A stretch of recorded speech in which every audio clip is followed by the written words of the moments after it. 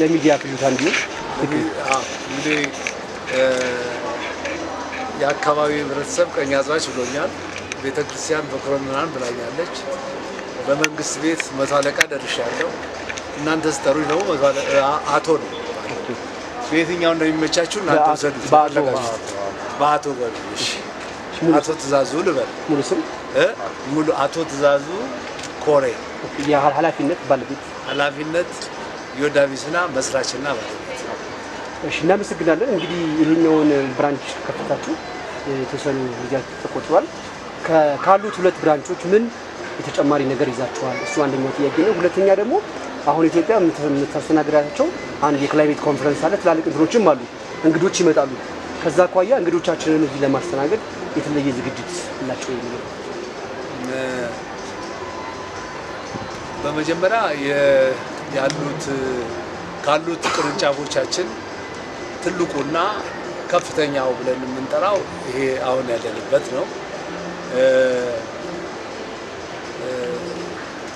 የአዲስ አበባ ከንቲባ ጽሕፈት ቤት ከሚያስገነባቸው ቶች ወይም የኮሪደር ልማቶች አንዱ የሆነውን ለዚህ ደግሞ ይመጥናሉ ብሎ ከመረጣቸው ዮዳቪስና አንዱ ሆኖ ስለተገኘ ይህን ስራ እንድንሰራበት ፈቅዶ እዚህ ቦታ ላይ እንድናቋቁም ስለፈቀደልን መጀመሪያ ለነሱ ምስጋና እናስቀድማለን። ከዛ በኋላ ይሄ ድርጅት አሁን እንድንሰራበት የተሰጠን ጊዜ እጅግ በጣም አጭር ነበር። ለዚህ አሁን ላሉት እንግዶች እንዲደርስ ነበር የታሰበው።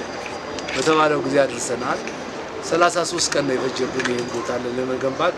ውስጡን አይታችሁ ስታዩ እውነት ማሽን የሰራው ወይ ሰው ነው የሚለውን ነገር እስከምትጠራጠሩ ትደርሳላችሁ ብዬ አስባለሁ። ግን እኛ ሰርተነዋል። የእኛ ቲም ብዙ ቅርንጫፎች አሉ፣ ግን እንደ አንድ ሰው ሆኖ ነው የሚሮጠውና በዚህ ውጤት በእውነት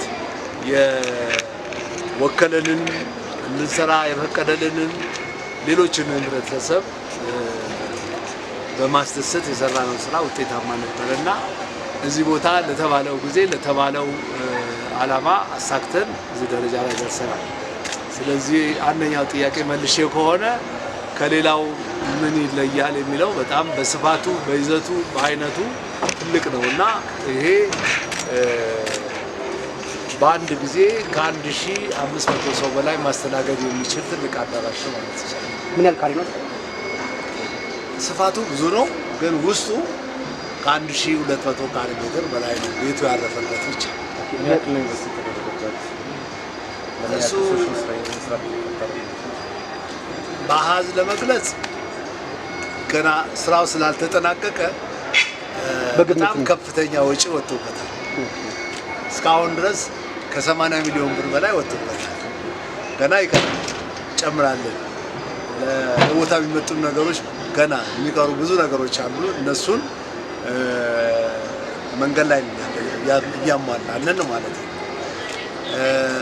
ለዚህ ቦታ ከ250 በላይ ሰራተኞች ያስፈልጉታል። ከ3/4ኛው አሟልተናል። ቀሪው በመንገድ ላይ ነው፣ እያስተካከልን ነው ያለ ነው ማለት ነው። እና ድርጅቱ በስራው በልምዱ በአገልግሎቱ የሚታወቅ እና ከፍተኛ ስራ ሲሰራ የቆየ በመሆኑ በአንድ ጊዜ በጣም ባጭር ጊዜ ህብረተሰቡ አውቆት እኛን ተከትሎ መጥቷል። ይሄው ምስክር የምትሆኑት እናንተ ገብታችሁ ስታዩ ስታረጋግጡ ስለሆነ ገብታችሁ ይሁት አዲስ ቤት ነው ወይስ አይደለም የሚለውን ነገር መልስ ይሰጣል። ምክንያቱም እንደነገርኳችሁ አገልግሎታችን የምንሰራው ስራ መስካሪው ህዝቡ ስለሆነ ይህንኑ አገልግሎታችንን ተከትሎ የመጣ ህዝብ ነውና አሁን እየሰራን ያለውን ነገር ፓርኪንግ ስሎቱ ስንት ነው? አቤት ፓርኪንግ ቦታችሁ? ፓርኪንግ ከ500 በላይ መኪናዎችን ሊያስተናግድ የሚችል ሶስት ወለል ፓርኪንግ አለ። አላታችሁ የመጨረሻ ጥያቄ ይሉና ያው እኔ እንደ ጋዜጠኛም እንደ ተጠቃሚ ዮዳቪስና ላይ የሚነሱ ክስቶች አሉ። አንደኛው ምንድነው ስፔስ ነው። ከአንደኛው ቴብል ሌላኛው ቴብል ላይ ስፔሶች የሉም የሚል ነው። ሁለተኛ ደግሞ የስፒከሩ የተጫወተ እያለ ሌሎች ሰዎች ሲያወሩ ይረብሻል የሚል ነገር ነበር በሁለቱ ብራንቾች ላይ። እዚህኛው ላይ ያንን ማሳኪያ አድርጋቸዋል። የመጨረሻ ደግሞ ጥያቄ ይሁንና ከዋጋም አንፃር ደግሞ ትንሽም ጥያቄ የሚያነሱ ሰዎች አሉ። ይሄንን ኮንሲደር አድርጋቸዋል የሚለው ዋጋችን ሁለት አይነት ነው። ቀን የተለየ ዋጋ አለ፣ ሁሉም ህብረተሰብ ሊጠቀም ይችል። ማታ ደግሞ የመዝናኛ ፕሮግራም ነው፣ መዝናናት ፈልጎ ነው የሚመጣው። ያ የመዝናኛ ዋጋ ደግሞ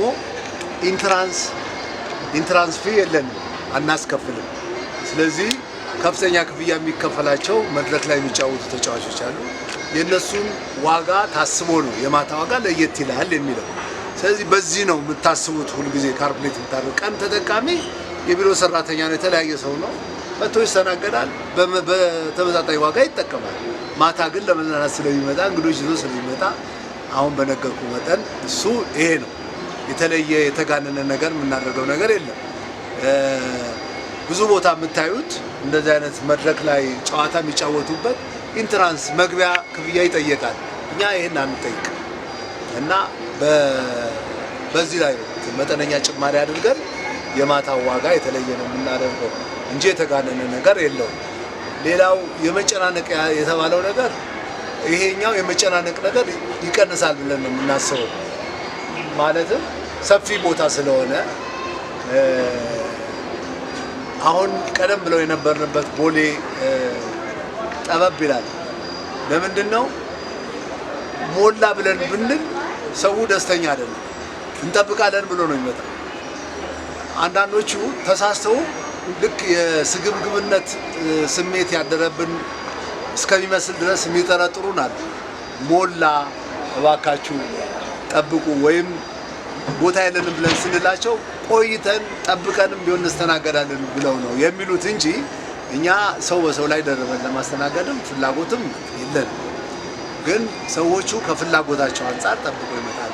ያኔ መጨናነቅ ሲፈጥር አንዳንዶቹ የሚመስላቸው ልክ እኛ ለጥቅም ስንል የምናደርገው ነው የሚመስለው። አይደለም። በቃ የሰዎቹ ፍላጎት ስለሆነ ጠብቀን እንስተናገዳለን ስለሚሉን። አሁን ግን ይህን ችግር የሚቀርፍ ይመስለኛል። ምክንያቱም አሁን ያለው ቦታ ላይ በጣም ሰፊ ስለሆነ ያንን ነገር ችግሩን ያቃልላል ብለን ተስፋ እናደርጋለን። ሌላው ሶስተኛው